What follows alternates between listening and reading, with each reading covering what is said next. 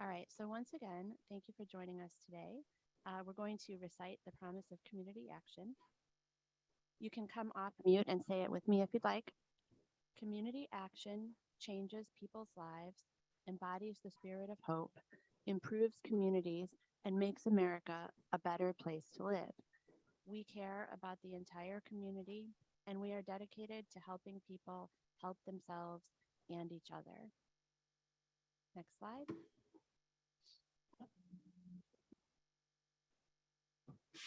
All right, thank you. Amy, if you can just give me a quick thumbs up to make sure that my audio is coming in clear. Yeah, and I see messages in the chat that my sound quality is low, so I'm turning it up. Is this better? That's good. Okay. Go ahead, Derek. You're welcome. Thank you, Amy, for inviting us to this call to discuss weatherization braiding skills and training. I just want to start off with this is a continuation of a concerted effort that Department of Energy has been putting forth in the last 12 to 18 months of better communicating how DOE weatherization funds can be properly braided into DOE weatherized units. We at DOE are also committing to continuing to provide resources and tools that will help provide best practices, recommended policies and procedures, and just additional ways that DOE weatherization funding can continue to be used with braided funds to stretch those dollars to comprehensively help even more low-income American families. My name is Derek Schroeder. I'm the lead policy advisor for technical operations, as well as a technical project officer for the Department of Energy's Weatherization Assistance Program. And we're going to go over the agenda. So the items that we're going to cover today is some general objectives, why leveraging and braiding makes sense. We're going to dive into Weatherization Program Notice 22-9. I do have some energy auditing examples of braiding funds as well as co-funding funds into DOE weatherized units. And then I'm also going to talk about some program coordination with LIHEAP dollars, as well as other opportunities for WAP competitive grants. The objectives for today is to explain the mechanics of traditional braiding, explain options for co-funding individual measures, when to include or exclude supplemental measures in the DOE energy audit, as well as how to deliver measures with an individual SIR of less than 1.0 while still having it be an eligible DOE unit. Why leverage? Why braid? This is really built right into the statutory as well as the regulatory requirements of the program. The statutory requirement of the program, which is written into law, is to increase the energy efficiency of dwellings owned or occupied by low-income persons, and by reducing their total residential energy expenditure and improving their health and safety. The regulatory requirement of the program also has in their purpose and scope to increase the energy efficiency of dwellings owned or occupied by low-income persons, or to provide such persons renewable energy systems or technologies, reduce their total residential expenditures, and improve their health and safety. I point to these two things as this is the purpose of the Department of Energy Weatherization Assistance Funds. However, when leveraging and braiding funds together, it allows the dollars to be stretched, and it allows you to touch more families' lives and be able to get in and provide comprehensive weatherization services, which then really helps us to meet those statutory and regulatory requirements of the program. This is why we at the Department of Energy find braiding funds one of the utmost important items that can be done in order to stretch those dollars and touch more low-income American family lives.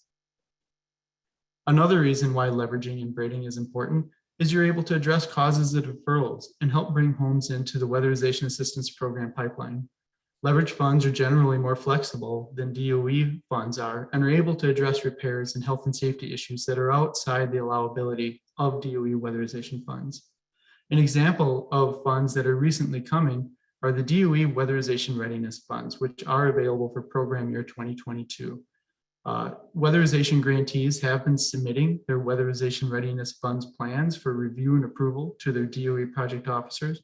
And what we're finding is that they are identifying multiple ways that these Weatherization Readiness Funds are going to be able to be braided into homes to be able to address deferral reasons, get them weatherization ready so that we can then continue on with energy conservation measures to be completed. Another reason of why leverage, why braid. There was an executive order issued that was enacted in January of 2021. It established the Justice 40 initiative to direct at least 40% of federal investments to disadvantaged communities. In July of 2021, the Office of Management and Budget published interim guidance for implementation and named the Weatherization Assistance Program a pilot program, one of only 21 programs in all of federal government.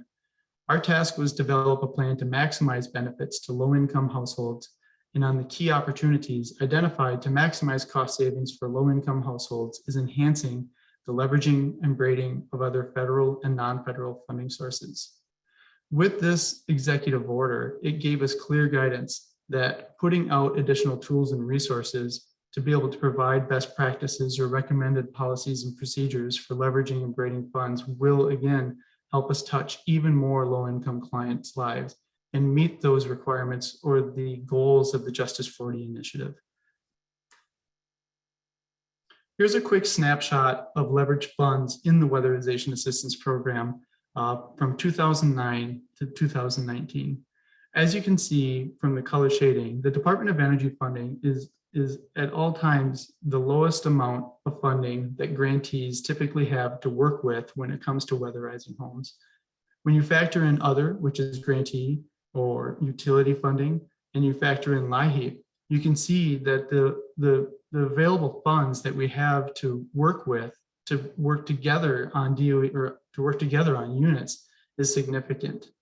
While the DOE funding may not match in normal years what you're able to get, if you look at these other funding sources, on average, we are just under $1 billion a year program, figuring in LIHEAP and other funding. That's a pretty significant amount of money, and utilizing all of those separate funding sources to complement each other on these units that we're weatherizing, again, will help us touch even more units. So let's dive into Weatherization Program Notice 22-9, which is labeled. Pardon me, Derek. Yes. We had a poll that we were going to launch. Oh, yes, I'm so sorry. That's okay. Amy is going to do a quick poll with everyone. We're going to use the poll function that's associated with Zoom so we can get a little bit of an idea of the type of are you leveraging, are you braiding funds currently. Amy, please go ahead. Thank you, Derek. Okay. Well, I wish I could play some Jeopardy music or something. Is everyone seeing the poll? Yes.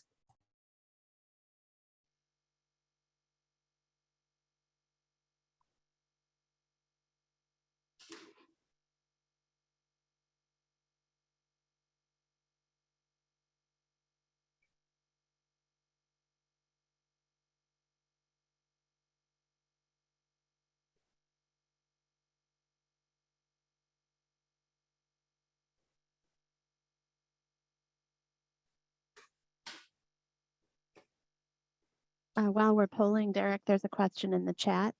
Yes. Louise Johnson asked, it was my understanding that DOE was moving away from the SIR to a deemed measure. Is that not the case? Are we still having to adhere to SIR requirements? Yes, so the cost effectiveness requirement is built into the statutory aspect of the program. The savings to investment ratio or the cost effectiveness requirements for individual measures is in the regulatory requirement. And at the moment, those regulatory requirements are still in place. To change the 10 CFR 440, the regulatory aspect of the program, that does require a rulemaking change. I am able to talk about the fact that DOE has begun the process of implementing a rulemaking change. I'm not allowed to talk about the details that are within that rulemaking change. However, please know that once the rulemaking change has moved into where there's a draft completed through the Federal Register, the public, grantees, sub-grantees, contractors, and the general public of the United States will have an opportunity to comment on the draft. And if there's items, for example, of like the cost effectiveness requirements, savings to investment ratio, really any aspect of the program, the general public will have an opportunity to make those comments. An important item to note is it'll come through the Federal Register. There will be a notification that will go out that informs the network of when that opportunity will be in place. And any comments received, it is required that the Department of Energy provide a response to each individual comment. So just kind of giving everyone a heads up about that. I do not have a timeline yet of when that will be available. Typically, rulemaking changes take anywhere between 12 to 18 months. And like I said, I don't have a date of when that will be available in the Federal Register. But I would not anticipate it happening anytime in the next 3 or 4 months for sure. So something to look forward to. You will have an opportunity to make comments on the regulatory rulemaking changes that will be put forth. Great, thanks, Derek. You're Hopefully welcome. everyone can see the results of our poll. Thank you for giving us that information. That's certainly helpful. All right, go ahead, Derek. All right, thank you, Amy. So let's dive into Weatherization Program Notice 22-9 a little bit deeper. This one was titled Managing Multiple Funding Streams. This was issued on June 24th of 2022, and it was to inform the network of the following: to encourage grantees and sub-grantees to be innovative in attracting other resources to support weatherization assistance program projects and ensure maximum flexibility of each funding source, as well as assist grantees and sub-grantees in distinguishing between leverage funds that are braided and blended with weatherization assistance program funding, and how weatherization assistance program funding can be effectively used with other funding sources. Some of the definitions that were included in Weatherization Program Notice 22-9 were around leveraging activities, leverage funding, and braiding funds. Leveraging activities is something that I'll cover in a little bit more detail on the next slide, are activities that do support securing and administering additional funding. Leverage funding is after those leveraged activities have taken place and you have leveraged funding sources available for use to weatherize homes. Braiding funds is one of 3 terms of what you can do with leverage funding. Again, I'll cover in a little bit further detail in a couple of slides of what braiding funds is. What I like about this slide is the home that you can see on here, and I hope that it's large enough that folks can see. But with this was DOE's attempt to put forth a visual example of what a home could look like when leverage funding has gone into it. Some of the examples that you can see is where you can use other federal program funding like HUD for lead abatement or lead window replacement. You can use LIHEAP funding for programmable thermostats. You can use DOE funding for shell insulation. Another item that we'll talk about a little bit later is some of the competitive grants that are currently available, as well as future opportunities where you can use that towards some solar PV systems that are on the home. This is really just a good depiction of all of the opportunities that are out there for the grantee and sub-grantee network to be able to use that leverage funding and braid those onto an individual unit, and that each program was able to get credit for a completed unit, even though all of these funding sources are applied in a different form or manner onto the weatherized unit. I had talked on the last slide that I would discuss in a little bit more detail about the leveraging activities opportunity that's in place. Annually, grantees are allowed to put into their plans to request up to 15% of their DOE allocation could be utilized for leveraging activities. This can be found in the regulating language in 10 CFR 440.14. These leveraging activities can be used to hold meetings, facilitate matching funds, negotiating contracts or memorandum of understandings, developing program design, providing technical assistance. Grantees are encouraged to generate at least one non-federal leveraging dollar for every DOE dollar expended. For grantee leveraging activities, funds can be retained at the state territory for oversight and administration of activities. At the sub-grantee level, for sub-grantee coordination, funds provided to a sub-grantee or other organization that serves as an administrative agent and coordinates leveraging activities on behalf of all sub-grantees. And within sub-grantee allocations, funding provided to each sub-grantee to support administrative costs for leveraging activities. This is a funding line item that is used by grantees. I wouldn't say that it's predominantly used, but it's available for grantees to utilize solely for the reason to try to secure additional funding sources that can be folded into their program, giving them leverage funds to choose from to be able to comprehensively address a dwelling's many needs. I'd also indicated, like, once you get those leverage funds in place, what are some of the definitions and how can you use those leverage funds on a DOE weatherized units? There's three terms that Weatherization Program Notice 22-9 uses. There's braiding leverage funds, there's blending leverage funds, and there's co-funding leverage funds. You'll notice that I've italicized braiding leverage funds. It is DOE's opinion that braiding leverage funds is the most simplistic way of bringing additional funding sources onto a single weatherized dwelling. The definition for braiding leverage funds is multiple separate funding sources are used, including DOE weatherization, on one weatherization project to address the different needs within the home while ensuring each funding source is isolated and tracked independently. And I'll talk a little bit more detail about the braiding aspect in the coming slides. Blending leverage funds is something that we do not see put into grantee plans. When blending leverage funding sources, what this means is multiple funding sources are combined or blended with the DOE weatherization funding and are included in the grantee's DOE weatherization budget and are not tracked separately. The important part that I'm focusing in on here is are included in the grantee's DOE weatherization budget. When those leveraged funds are included in the overarching DOE weatherization budget that is submitted annually for our review, that then requires that those funding sources follow all DOE rules. When we're talking about braiding leverage funding, those funding sources are not included in the DOE budget that's submitted for review and approval and can then be isolated on that weatherized dwelling and tracked independently and follow the rules that are in place with that funding source. So braiding provides you more opportunities. Blending requires that you must follow all DOE rules. Now, blending in the network, I know, is used often when what we're talking about doing is braiding. Blending and braiding are Office of Management and Budget terms, and the official definition for blending means that you're blending it into your budget. It's part of your budget when you submit it, meaning that all rules must be followed. Braiding is the isolated of those funding sources and gives you more flexibility of how to use. Co-funding leverage funding sources is an energy modeling standpoint. It's when leverage funds, not owner contributions, are utilized to install measures that do not meet the cost-effective requirements of DOE weatherization.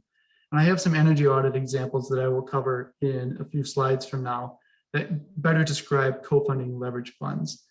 This is absolutely allowable. However, when it comes to energy modeling, it becomes significantly more complex when you start co-funding measures to comply with the DOE rules that are in place. So let's dive into braiding funds a little bit more. One of the things is when you are applying DOE funds to a unit, the funds that are utilizing DOE money must meet the DOE rules. So for that to happen, there's some minimum requirements that are in place. Client eligibility. The income requirements must be met. An example of that is at or below 200% of the federal poverty level. Another item to look at there is with the recent interagency agreement that we have with HUD is those that are part of a means tested program in the HUD programs are also automatically income eligible for the weatherization assistance program. There's certain dwelling eligibility requirements that must be met. The type of structure must be included in the DOE plan. There's savings to investment ratio requirements.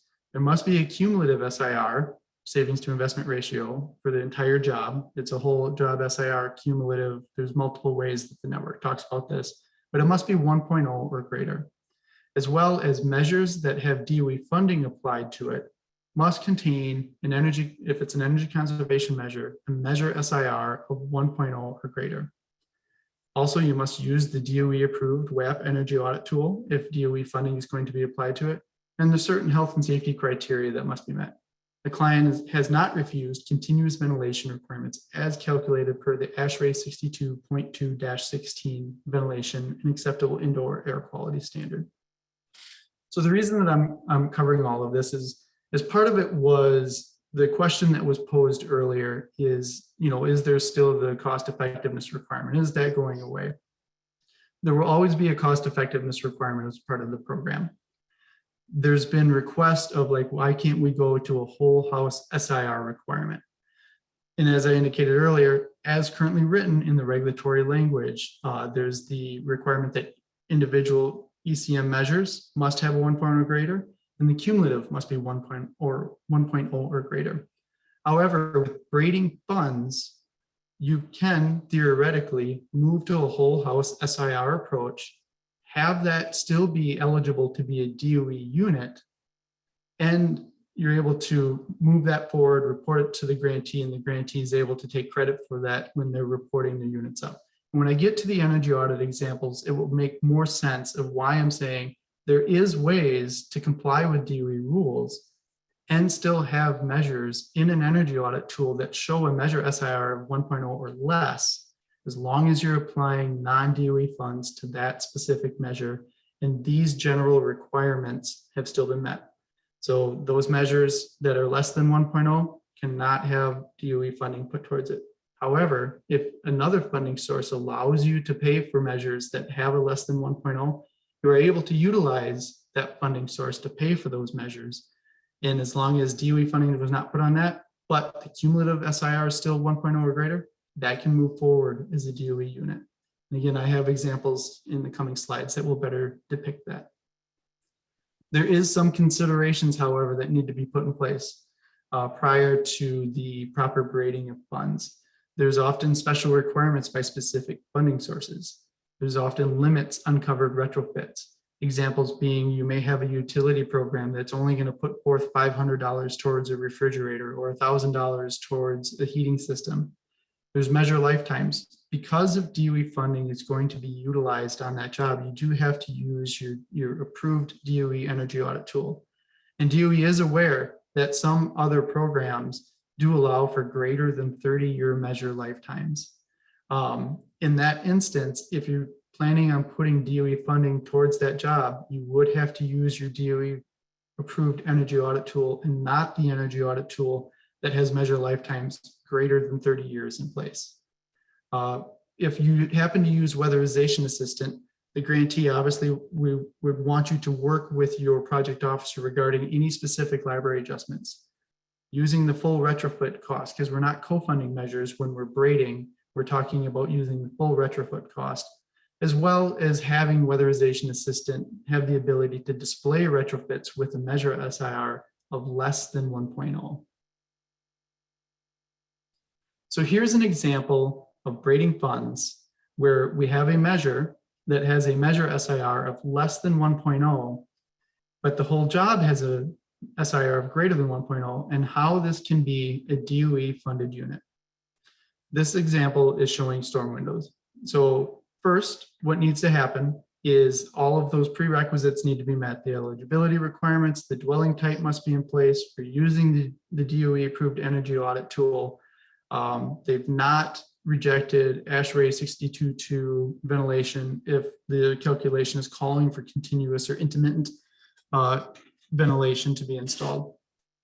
So this energy audit's ran at full cost. Storm windows on here show up as a 0.7 at a measure cost of $2,492. In this scenario, for this to be a DOE eligible unit, DOE funding could not be used on the storm windows. You would be able to use any other funding source that allows you to fund measures that have a measure SIR of less than 1.0. DOE funding on this job could be used for infiltration, low flow shower heads, water heater replacement, the lighting retrofits, water heater pipe insulation, attic insulation, skipping measure 7 because DOE funding is not able to be put on that, and then applying DOE funds for the health and safety measures, which is CO monitors, as well as smoke detector. For the storm windows, if you apply a separate funding source that allows that measure of a less than 1.0 to have funding put on it, you apply that funding source to the storm windows here. However, why this is eligible to be a DOE unit is because DOE funded measures on this unit have a measure SIR of 1.0 or higher. The cumulative is 1.0 or higher, and all of those other prerequisite requirements of client eligibility have been met.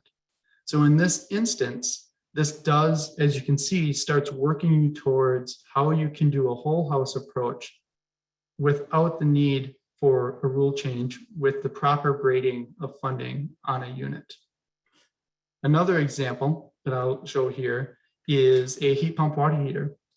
This is actually a fuel switch that is in place.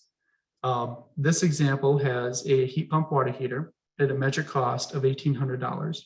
The measure SIR for this heat pump water heater is 0.8. So with this, DOE funding could not be used for this specific measure. However, the house SIR is a 1.1. So again, in this example, measures 1 through 4 could be funded with DOE funding, and measure 6 and 7 could be funded with DOE funding. However, because the water heater fuel switch does not meet the SIR requirement, you would have to use another funding source that allows for that lack of SIR to be that lack of SIR measure to have funding put forth on it. So as long as DOE funding was not put on this water heater replacement, but DOE funding was applied to any of those other measures, this can be completed, reported up, and you would get credit for it as a DOE funded unit. Another way of looking at this too is as long as essentially a single dollar has been put forth on a cost-effective measure or a cost-justified measure. Let's use the example of the lighting retrofits here. If DOE funding was the only funding that went towards the lighting retrofits, and you used other funding for all of the other measures, this would still count as a DOE unit. So I know coming out of, and I don't want to, not saying this lightly, not that we're fully out of COVID-19, but I do know that COVID-19 has had a negative impact on average cost per units for grantees as well as sub-grantees. In this instance, by helping to keep that average cost per unit in check, if the DOE funding was only applied to the lighting retrofits and other funding was applied to the remainder of the measures on this job, that $100 measure would help to bring average cost per units down for you if you're running into average cost per unit issues.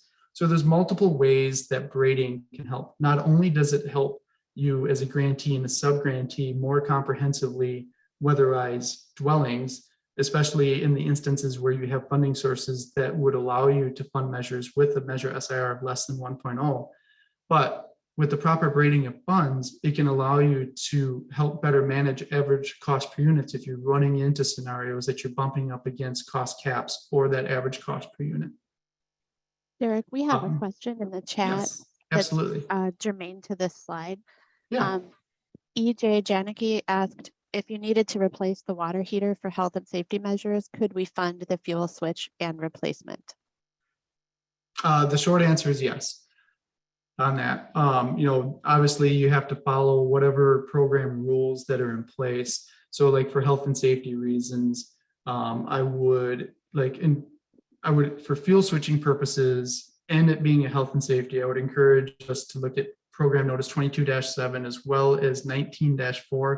19-4 defines the energy auditing requirements. 22-7 is the DOE health and safety requirements.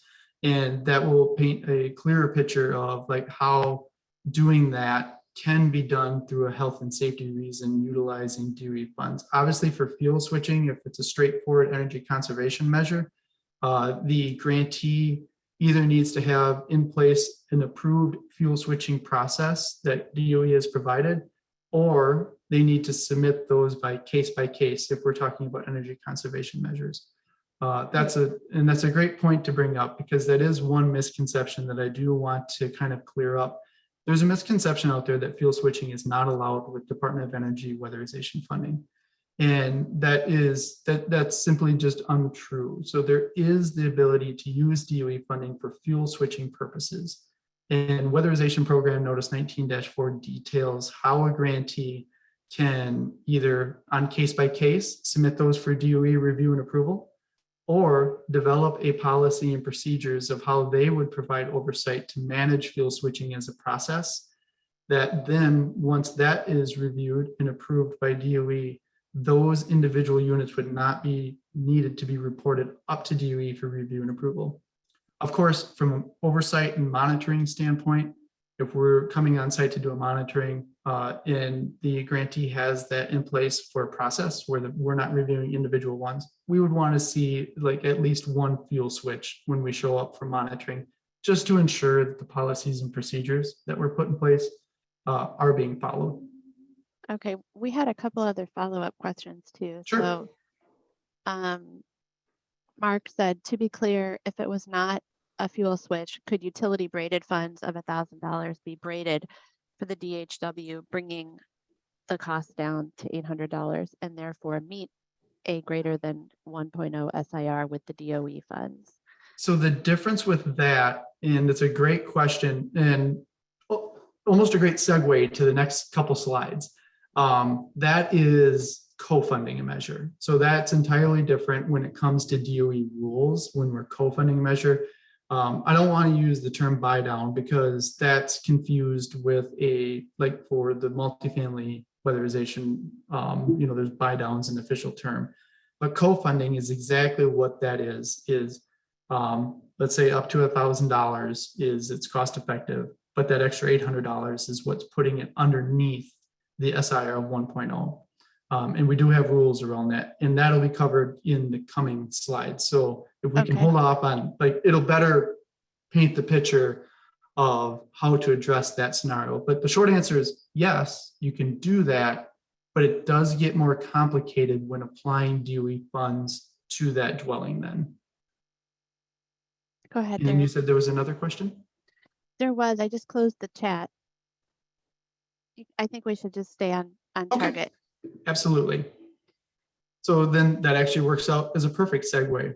So co-funding is also covered in Program Notice 22-9, the managing multiple funding streams. So I would encourage individuals to take a look at that, but we are going to dive into further details of some of the energy auditing examples that we put together for this. There is the same as with braiding funds. There's different requirements per specific funding source. You need to make sure that the contractual agreement that you have with the funding source does allow for the co-funding of measures. It may require a case-by-case approval in place by the grantee or the state, where if you're co-funding a measure, there's very likely the possibility that you're going to have the requirement that those co-funded measures are reviewed and approved individually by the state, if that happens to be the policy.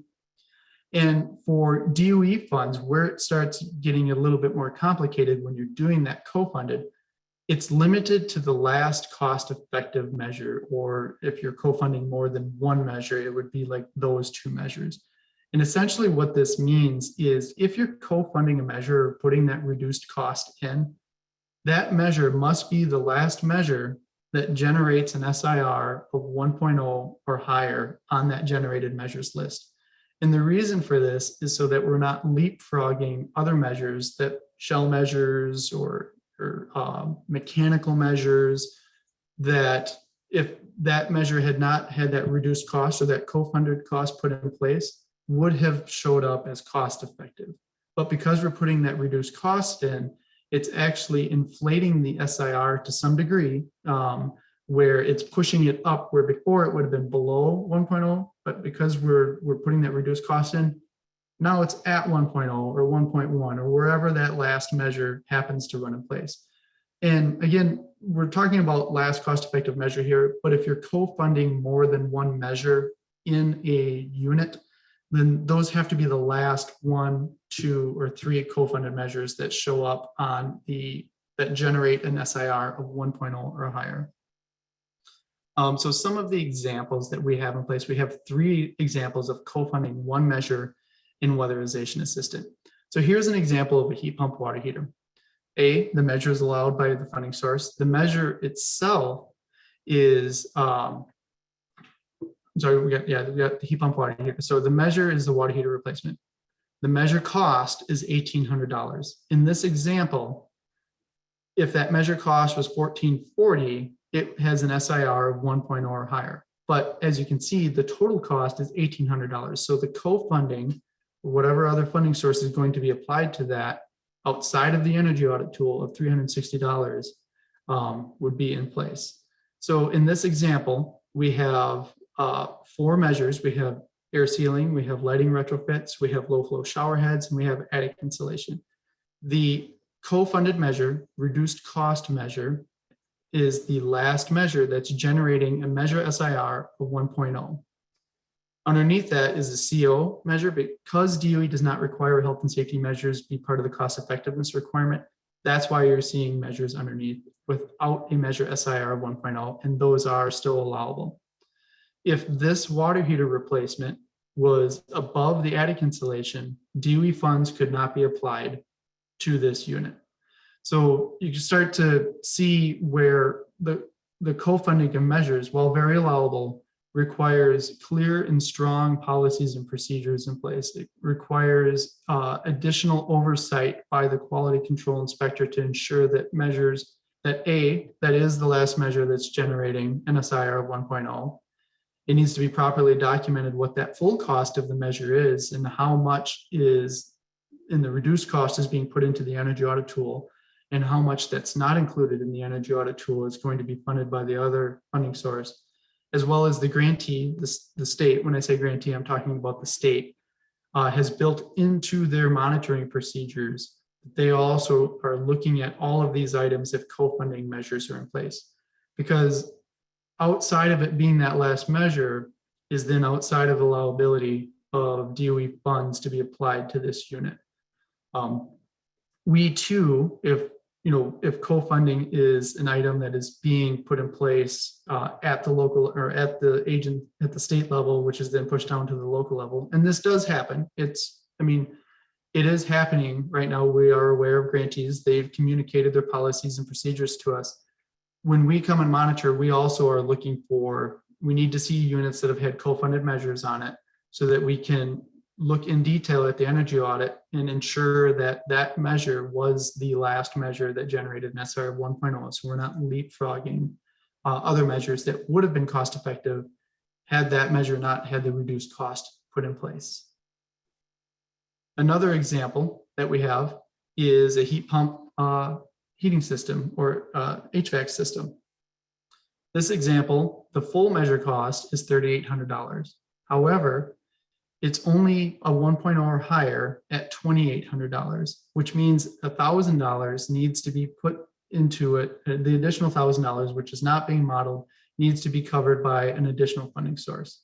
In this example, you can see that we have 5 measures that are above that co-funded measure. The last measure generating the SIR 1.0 or higher is the co-funded measure of that heat pump.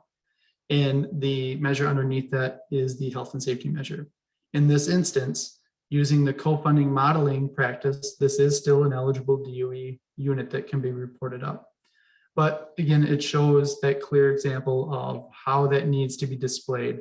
Now, I am only using Weatherization Assistant here, and I know that other energy audit tools, how it displays, that's something that you would want to work through your state with, as well as the state would want to work through with their project officer, just so that we ensure that we have proper policies and procedures put in place so that the energy auditor, as well as the final inspector, is able to take a look at that generated measures, whether it's NEAT, MIA, HEAT, ECOS, any of the approved energy audit tools that are out there, and that we're properly applying the funding sources to those measures and or units in their totality based on the rules and requirements in place with the different funding sources. And I have one more example for low E windows. Is this one, the windows come in at a full cost of $3,120. For it to show up as a measure SIR 1.0 or higher, only 1,880 of that can be modeled, and the remainder balance of 1,320 would be covered, while it's not showing up in the energy audit tool, would be covered by the co-funding measure source, or the co-funding source of, for that measure. This is still an eligible DOE unit because the cumulative is 2.4 or higher. It's the last measure that's generating a SIR of 1.0. So of this measure, $1,880 of DOE funding can go towards it, and $1,320 of other funding source can go towards it. So I hope that these three examples for co-funding help answer the individual's question earlier, where this is absolutely allowable. It does become more complex from an energy modeling standpoint versus, and I apologize, I'm going to scroll up back to just a couple slides here, where, as I said earlier, DOE's opinion of the most simplistic way to approach including leverage funding on a DOE unit is by braiding. It allows you to use the full cost. You don't have to model a partial cost using the full cost. And even though the measure SIR of this example, where the heat pump water heater is below 1.0, you don't have to change anything in your modeling. You apply a different funding source at its full cost to the water heater replacement. And that DOE funding can then cover all of the other measures that are on here because they meet DOE rules, and it still be considered a DOE unit, even though you see that there's a measure SIR of less than 1 for that one measure. It's because DOE funding's not funding that measure. DOE funding is funding what is allowable. So once you have leveraged funding in place, really a best practice, and this is actually a matrix that one of our grantees uses. They put together a matrix that has the multiple different funding sources in place and what can that funding source be applied to. This is an excellent resource for energy auditors and final inspectors and contractors, as well as state monitors and DOE monitors for that matter too, to be able to better understand, the allowability of the funding. So in this example, you can see there's the energy column, and the energy column describes the different, whether it's like, we have energy conservation measures, we have infiltration, we have general heat waste reduction. There's a health and safety column on the right side, as well as a repair column. And then once you get down into some of the details, they break it out by the various measures that are completed for weatherizing a home, whether it be attic insulation, wall insulation, floor insulation. The nice thing here is they tie it directly to the field guide policy. And within here, they have the different funding sources. They have DOE, HHS, BPA, MM, and I don't have the acronyms for BPA and MM, so I apologize for that. But this is an example of what one grantee uses. And then they identify, what is it that that funding source is willing to pay? And is there any unique circumstances to that funding source? For an example, for attic insulation, in this service territory, electric heat in BPA service territory only is when BPA funding can be used on attic insulation. So we would highly recommend putting together some form of tool, resource, decision-making tool, a braiding matrix that clearly depicts the various funding sources that your network, whether it be at the state level or at the local level, has access to, and what unique circumstances are in place or rules that you really need to know before you're applying that funding to the individual measure or the job in its totality, will help ensure that you're meeting the minimum requirements and not applying funding to a measure or a job that job would not be eligible for. Before I go into the next two sections, I'm just going to stop quickly to see if there was any new questions that I can go back to any of the examples.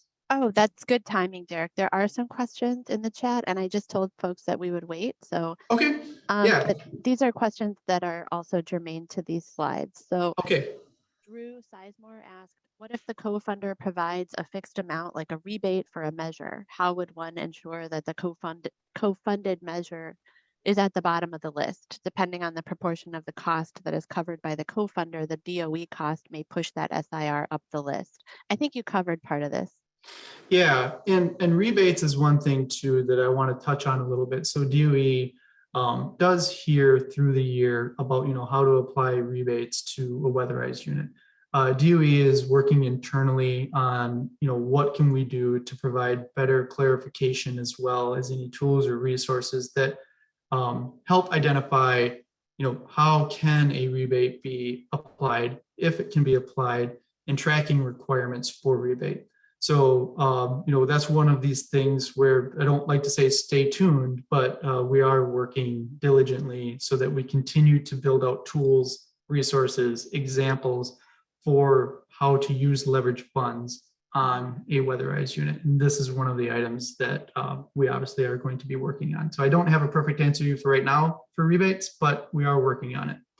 But Great. in the example using rebate, let's say instead of using the term rebate, let's say the utility company will only allow you to put forth like $500 towards we'll say Windows. This is a good example to use it for.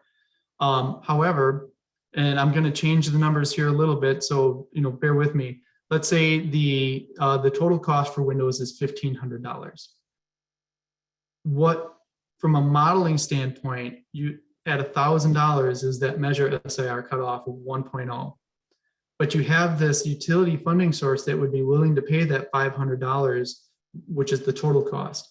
So from a co-funding standpoint, you could model it at $1,000 as long as it's the last measure that generates an SIR of 1.0 or higher. In this example, we're looking at the Windows, it's a 1.0 or higher. And then that co-funding source could pay the remaining $500. The most simplistic way to approach that would be to we're talking about a cost, you only have $500, so it's not the most simplistic way. In this instance, you are splitting that cost. So that's the kind of like the guidance that I would give here is use an example, using like an out of their example of, let's say those windows are $1,500. $1,000 is all that you can model that shows it to still be a 1.0 or higher, but the utility is willing to give you $500 towards Windows or whatever funding source it is. Using that co-funding approach then would be appropriate. Okay, and the next, thank you, Derek. And the next question is from Maddie Camillet. To be clear, the co-funded measure needs to be the last ECM on the list, but not brought down to 1.0 necessarily. So she says, if the other fully funded measures have a lowest SIR of 1.5, the co-funded measure could have an SIR of 1.4. Correct. Yeah, essentially it's the last one that generates a SIR. And like these examples have it down to 1.0, but you are exactly correct. Like it just has to be that last one. In the example that Maddie provided where 1.4 is indeed the last measure that generates a measure SIR of 1.0 or higher. And above that is the 1.5. As long as that example that Maddie brought forth is the 1.4, then that meets the DOE rule. You don't need to co-fund it down to a 1.0. Okay. And then our last question is from Kent Dodd, and this is probably a good one for segueing. He says, where does the $1,320 co-funding show up on the audit completion report? And that is, it would not. That's the, that is the thing. So that is where like you need to have the additional like fiscal tracking in place because you're not putting that cost into the energy audit. You're putting that co-funded, essentially a reduced cost in place. So there needs to be properly tracked in documentation, whether, fiscally as well as like that additional money is going to be going to this, but you're not seeing it in the energy audit. Thankfully, almost all of the energy audit tools have the ability to provide some form of comment that's associated specifically with the measure. And I'll talk directly to Weatherization Assistant. In the example of this one here for low E windows, you would be able to add a comment that this is a co-funded measure, that the total cost is $3,120, modeled at 1880. The remaining balance of $1,320 is going to be funded by X, whatever that funding source might be. But when it comes time to report the job out, when you see the invoiced cost from the contractor or the local agency, perhaps it's crew-based, you still have the full cost that's going to be paid. It's still going to show that. So you need to, that's where like increasing the clear policies and procedures and documentation requirements when it comes to co-funding does become more complex. It can be successfully done, and it is being successfully done. But I just want to make sure I'm highlighting, it does require additional work, additional documentation, and additional oversight at all levels when we're co-funding measures. Okay, so one last fresh question. Judith Darst said, so co-funding does not need to go into the package of measures to attribute full cost to the whole building SIR? Question mark. I just want to make sure I'm answering this right. So co-funding does the full cost of that co-funded measure is not in the energy audit tool. It's what gets it to that 1.0 or higher and is the last measure SIR. That's what you see in the energy audit tool. The remaining balance of that full cost still has to be paid and needs to be documented, as well as to make sure that, you know, DOE is only putting in what is modeled and the other funding source is putting in the remaining balance of it. So like this example that I have on the screen right here, DOE could not put any more than $1,880 in. If it was $1,881, it no longer becomes a DOE eligible measure because that's going to kick it below 1.0. So I think I'm answering the question properly. Is it still has to show up. It's the co-funded measure, it's the co-funded cost in the energy audit tool, but from a reporting standpoint, you're still going to see a full cost associated with it. Great, thank you, Derek. You're Let's welcome. move on. All right. So the next couple topics, I'm going to talk about program coordination, and this is going to be specific to LIHEAP because LIHEAP is from a federal standpoint, the most common, what we see for additional funding sources to help weatherize units. I went too far, sorry about that. LIHEAP is usually the largest share of a state's weatherization assistance program budget. Nearly every state receives a transfer of LIHEAP funds, and the design of the program is an important factor in enhancing the braiding of leverage funds. So I like this map that we have here because it actually demonstrates at the state level, this is the percentage of LIHEAP dollars that have been set aside, not set aside is probably a poor thing to use, but is being used specifically for weatherizing homes. And as you can see, generally speaking, the grantees that do use LIHEAP funding for weatherization purposes, they use the up to 15% that's allowable. There is some instances where you do see less, and there is instances where you see that LIHEAP funding is not being used for weatherization purposes. But this does a really nice job depicting the amount or the percentage of LIHEAP funding that is utilized for weatherization purposes when a state receives LIHEAP funding. Annually, LIHEAP grantees, of course, no different than DOE weatherization, must submit a plan to HHS or Health and Human Services that describes how weatherization and energy-related repairs will be provided using LIHEAP. And this is in statutory requirements for the LIHEAP program. 96% of the 52 grantees that do transfer LIHEAP funds follow a combination of DOE and LIHEAP rules. And I talked about this a little bit earlier, is obviously, there's different rules, requirements that are in place for other funding sources. And that's the same with LIHEAP. You can mostly follow DOE rules, entirely follow DOE rules, entirely LIHEAP rules, or mostly LIHEAP rules. There's really kind of a mix. If a grantee says they're going to use LIHEAP funds that's entirely DOE rules, then in that instance, that means every rule that DOE has in place is also in place for those LIHEAP funds that are being used for weatherization.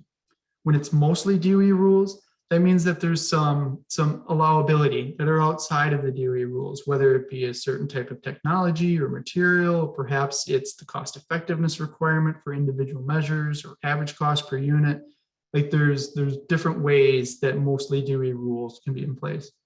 For mostly LIHEAP rules, entirely LIHEAP rules, there's different requirements there, but you can see how a grantee sets up their annual plan with these other funding sources also helps drive the flexibility in place to be able to complete measures on weatherized units.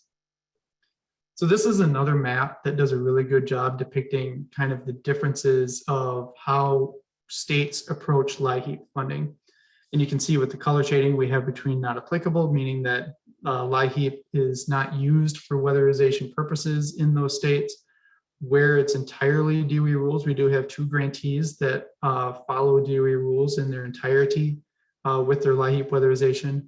Where it's mostly DOE rules, which is generally on average what we see the most of, where there's mostly LIHEAP rules and entirely LIHEAP rules. So this really does a nice job of like showing where generally speaking, there's flexibility that's put in place with the states when they develop their LIHEAP weatherization plans that allow them to be able to do additional work outside of the DOE rules. And this helps not only our program, but it helps the LIHEAP program serve the statutory requirements of the program to comprehensively assist as many low-income families as possible. So according to the 2022 LIHEAP plans, the common exceptions that we do see is average cost per unit. With DOE weatherization assistance, the average cost per unit for program year 2022 is $8,009. With LIHEAP, 24 grantees have a increase to the average cost per unit. 19 grantees have allowability to not have everything meet the savings to investment ratio requirement. 12 grantees have differences in the re-weatherization date so that they can use LIHEAP funding on re-weatherizing a unit that has, inside that 15-year rolling year, because with DOE funding, it's the 15-year rolling, but you can only do that every 15 years if no other federal sources have been used for weatherization purposes. But that's only when you're putting DOE funding for weatherization on there. The re-weatherization here is giving the ability to re-weatherize a unit with LIHEAP funding, with no DOE WAP funding going forward. And then as well as like energy-related repairs, possible measures or minor structural repairs, mold, moisture control, electrical repairs, other things that are with regular formula funding that is specific for weatherization, like unallowable practices of roof replacement, major construction. It's important to base your program design on data and set those costs or other limits on repairs, whether it's DOE funding, LIHEAP funding, utility funding, local funding, wherever it may be coming from. It's always important to base your program design on data that you have in place. Some of the examples that we have Colorado, Iowa, Kentucky, and Montana. All 4 of these grantees are transferring the full 15%. Eligibility, you can see a little bit of differences where for Colorado, where LIHEAP doesn't align with the WAP for 60% for the income rules, mostly LIHEAP, mostly DOE, mostly DOE. These 4 grantees don't have any difference for the average cost per unit. Type of LIHEAP assistance, you can see like for Colorado, increase in roof repair, furnace replacement, lighting, appliance repair. Iowa, repair, replace HVAC systems, furnace replacement. Additionally, as well as like there's you can see in Colorado that they use LIHEAP funding for solar PV, balance of the system, electrical repairs. In Kentucky, there's the replacement of cook stoves. In Montana, they're using LIHEAP funding for fuel switching, as well as allowing re-weatherization at 10 years. And again, that's only when they're using all LIHEAP on that unit. So you can see where like just LIHEAP alone is one of those areas that you can really design that program to then help complement the DOE weatherization assistance program. Or if you run into an issue where DOE rules and requirements, some of the prerequisites aren't just able to be met, you have other opportunities with other funding sources to still at least comprehensively serve low-income clients. Some future opportunities and current opportunities that are out there for grantees and sub-grantees that also can be used from a braiding or leveraging standpoint. We'll talk about that on the next few slides here.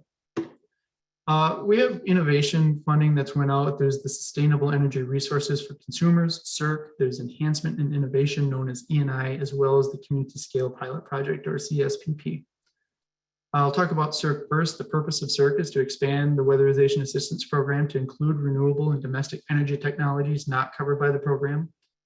Those that are eligible for applying for these funds are WAP grantees or the states. For the funding amounts for FY22, we were looking at 12.3 million. For FY23, 6.2 million. This is pending FY23 appropriations. There's not a FY23 budget in place yet. And for bill funding, there's 70 million that would be available for CERC funds.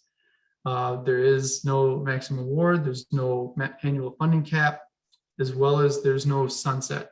CERC does require a minimum level of funding to be provided for it to be enacted. And That's what the next row talks about, is 2% of the WAP formula award when 275 million or greater has been appropriated for regular weatherization. The thing about this that I want to point out is CERC awards are not subject to the SIR or the average cost per unit. So if you're looking at a new technology to be able to bring into the fold of your weatherization program as a state or as a grantee, CERC is a great way of looking at doing that. And we at DOE would encourage you, to put forth those ideas when those CERC opportunities arrive. For enhancement and innovation, this funding was solely to enhance the innovation of the Weatherization Assistance Program with 5 purposes specified. Eligible entities are WAP grantees, sub-grantees, and other nonprofits. So while this is very pertinent to those of you that are on the call that are not grantees, there is opportunities in place here as a sub-grantee and other nonprofits to be able to put in for E&I awards. For FY21, there was 18.6 million. For FY22, there was 18.8 million. Again, for FY23, 25 million is earmarked. That is pending FY23 appropriations. And for bill, there was 25 million. There is a maximum award amount of 2 million. There's an annual funding cap of no more than 25 million. And the program is set to sunset in 2025. The annual funding potential is 2% to 6% of WAP formula when 225 million or greater. And E&I awards as well are not subject to SIR and average cost per unit requirements.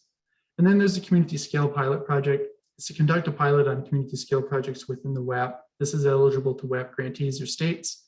Funding reserved is 1.5 million for FY22. There's not been any additional funding announced for community scale. There is no maximum award, no annual funding cap. There is no sunset. There's no annual funding potential. However, this does follow DOE rules. So there is the SIR and average cost per unit requirements that are in place here. A quick overview of E&I statutory purposes is for weatherization readiness, addressing homes to get them weatherization ready, healthy indoor environments, renewable energy, hire and retain employees from local communities and underrepresented populations, and share best practices. Some of the topic areas are place-based initiatives, multifamily dwellings, single-family and manufactured housing, as well as workforce development. For CERC, we talked about this a little bit ago. The statutory priorities are the effectiveness and benefits to low and moderate income energy consumers, potential for replication. So what we learn from CERC will eventually drive the future of weatherization, and the impact on health and safety costs, as well as partnerships with other public and private entities. Some of the projects that are out there for CERC are solar PV, solar hot water heaters, tankless on-demand water heaters, heat pump water heaters, geothermal, cool roofs, exterior wall panels. These are all things that can absolutely be under consideration with DOE weatherized funding. However, if DOE funding for regular formulas being put forth to it, it does have to follow all the rules. So these funding opportunities that DOE are putting out are more opportunities to be able to braid into homes and not have to meet some of those cost effectiveness requirements. Or if you have other funding like LIHEAP, utility, state that doesn't require those cost effectiveness requirements, you can see where these type of technologies and materials can be braided into a home with DOE funding and still meet the requirements to be a DOE unit. Here's a quick snapshot for E&I. These selections were announced, I believe it was last month when the announcement went out. But we have 21 projects that are going to be put in place across the United States. They're investing 37 million in residential weatherization, health and safety, renewables, and workforce development. Very excited for these. I think they're going to put forth a lot of great things that are going to continually shape and improve the weatherization program. For CERC, this is what was awarded recently. We have New York, Pennsylvania, Massachusetts, New Mexico, and Minnesota. And you can see some of the technologies that these states have put forth for CERC awards, whether it's heat pump water heaters, air source heat pumps, solar PV, as well as one that kind of stands out here is the prefabricated exterior polystyrene walls. Like that is something that we do not see installed in weatherized homes. So like, seeing, these really new emerging technologies or technologies that haven't been able to meet the cost effectiveness requirements, it's great to see. So to keep on track with time here, future announcements. So for fall of 2022, these are ones that had recently been done. We have the FY 2023 WAP E&I awards of 25 million. We have CERC awards and community scale pilot. For fall of 2023, there'll be upcoming bill WAP E&I as well as bill CERC. And for spring of 2024, we'll have FY 2024 E&I to be determined. Of course, some of these are dependent upon, budgets being passed and so on. So for those where like subgrantees as well as other nonprofit entities are able to put forth like the E&I awards, keep these on your radar, for opportunities. For those grantees that are on the call, many of you are very well aware of the opportunities that are, coming down the line for CERC and community scale. And with that, we can go to questions. We have about, I think we have about 22 minutes left or so for questions. We do. Thank you, Derek. I want to thank you again for such wonderful slides. I can tell that you put so much effort into collecting all that data and presenting it in such a easily digestible way. We had a couple of questions that came in during the last segment. You were just talking about the prefabricated walls, and somebody wanted to know what that technology is. Myself, I'm a little curious as well. I've heard of it, but I don't know exactly what it is. So the prefabricated walls essentially is like a component, if you will, that is it's like a closed cell foam, and I'm being very like 30,000 foot look with this because it's way more complex than the way that I'm explaining it. But it's something that can be attached to the exterior of a wall. So if you have an instance where there's a wall that is from an accessibility standpoint of actually getting inside there and installing insulation, many of those like older homes often have what's called backplastered. So the older homes, you'll see they'll have like the lath and plaster that's on, it's not a sheetrock or that type of surface or paneling. It's a backplaster, or it's a plaster. But some really old homes also have plaster on the outer side of inside the sheathing. And what that does is it leaves almost no room to actually get any type of hose or anything in there to insulate. In those instances, we're kind of left in the difficult situation of, well, we can't insulate these walls. Are we still comprehensively weatherizing this individual's home or this family's home or this family's unit by not being able to touch those walls? These prefabricated wall systems are one way of looking at addressing those issues. We're just not able to access the inside of the walls. There is an empty cavity, but adding these helps bridge that issue. At the moment, cost-wise, they are they're cost prohibitive with regular formula funding. It's very expensive. So seeing something like this in the CERC award helps us get a better understanding of applying this, to a weatherized dwelling.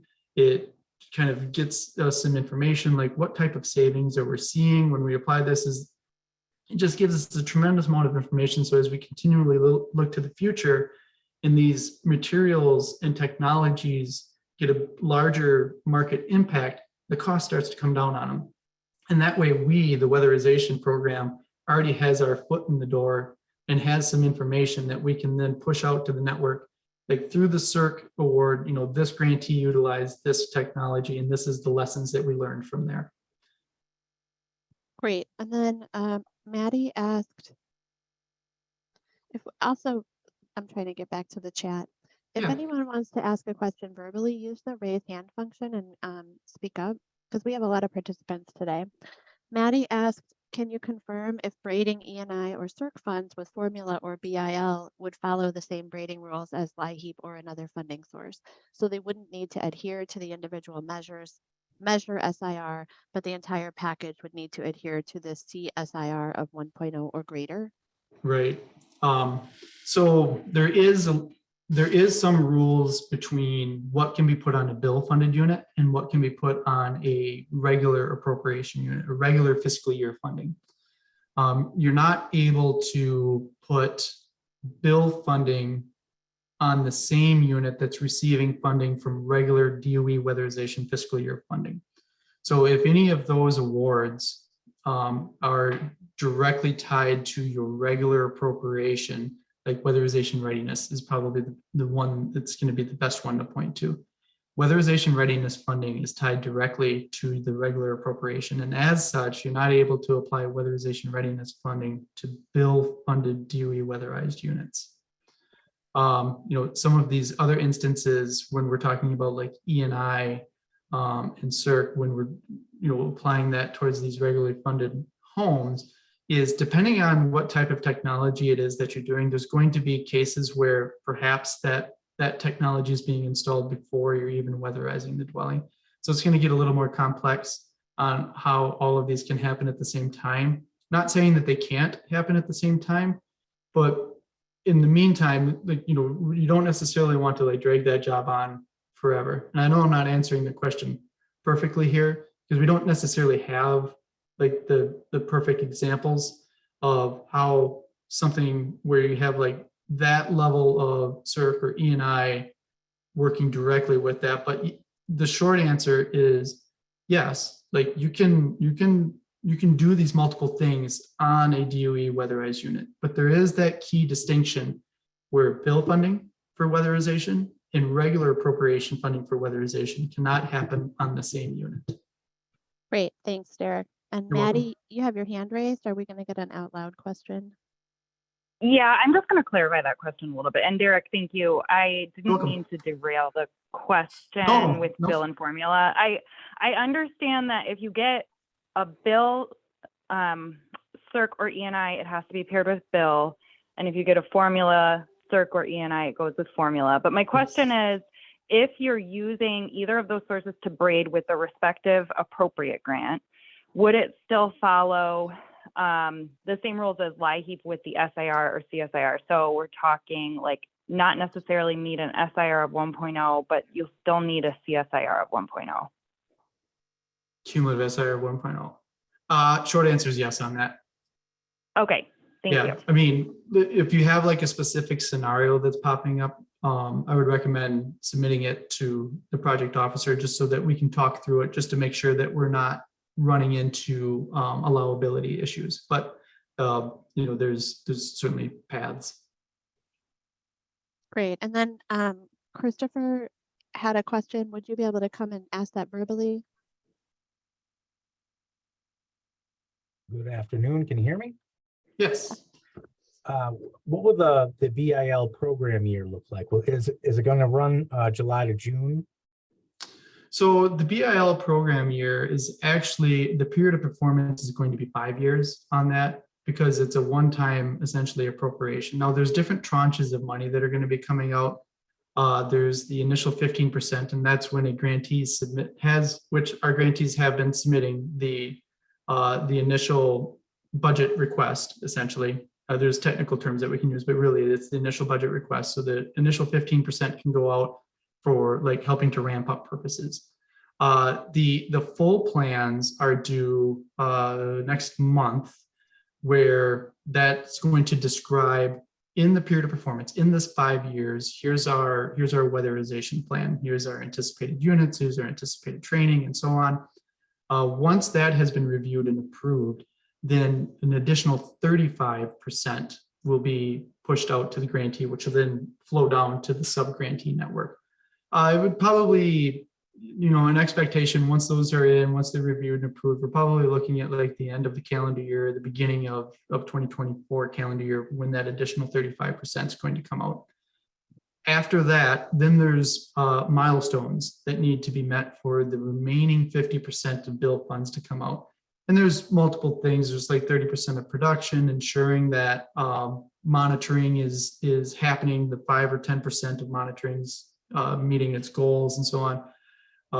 That can be found in, if you look at our program guidance page, there's a program notice called 22-1 that's specific to bill, and that will better detail kind of those steps and those requirements that are going to be in place for that remaining 50%. So the kind of the short view on it is it's not every year that this funding is going to come out for bill. It's a 5-year period of performance. Grantees are likely going to be getting they will be getting their 50% either at the very end of 2022 at the very beginning of 2023. And then the bulk, the remaining 50%, will come in once milestones are met. So we don't have like a crystal ball of when we think that'll happen, because it'll really be dependent on each grantees meeting their production goals to meet that minimum percentage, as well as other things for that last 50% of money to come. Okay. And one other clarification that I want to put on there, yes, this is a 5-year period of performance. Yes, we are very aware that the appropriating language says until expended, but from a grant perspective, there's not the ability to have a grant with no timeline in place. So that's where the 5-year period of performance was put in place. At the end of year 4, at the end of year 5, the ability to have extensions in place will be there. I know Erica talked about this at Energy Out West, as well as the recent CAP Association conference. It's of very high importance that even though there's going to be the ability to have those extensions put in place, is to make sure that we're hitting our production requirements, because what we don't want to have happen is at the end of year 3, 4, 5, that we're still sitting on the bulk of these built funds. Because if you look at the past, coming out of recovery, there has been times that regular appropriations has been zeroed out because of how much money the network still has available in stimulus fundings. So it's not meant to, be anything like a scare tactic or anything like that. But if you look historically, as long as we're hitting our production goals, it helps ensure, the support for continued funding on an annual basis for regular appropriations. Because we need, we as a program, as a network, rely on regular appropriations as much as we're happy to see this bill funding show up. So I hope that little bit extra clarification helps. Great. Derek, we have a question from the chat. It's a technical question going back to one of your earlier slides. Tish asked, if we're not using DOE funds for the cost of a fuel switch, but we are using DOE funds for other ECMs in the package, do we still have to submit a fuel switch waiver? Because you're using other funding for fuel switching, I do not have a perfect answer on that yet, but I will provide that back to you so that it can be sent out to everyone on board that's on this call. Okay, great. And then there was a question early on clarifying the CERC and ENI. Yep. So if there's DOE staff, could you post a link in the chat to the CERC and ENI landing page?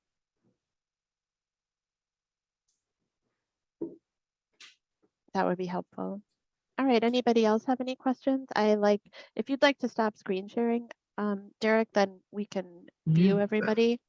We have quite a few. I'm going to add one more thing about the fuel switching question. We are in the very beginning process of looking at updating the energy audit WPN program notice 19-4. And within that, there is the fuel switching language.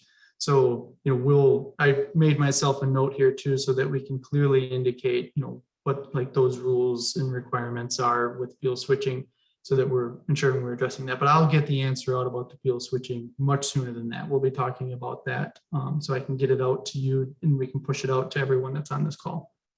That's great. All right. So are there any other questions? We have time built in. We still have about 10 minutes left, but we can also go ahead and close the webinar early if there aren't any other questions or comments.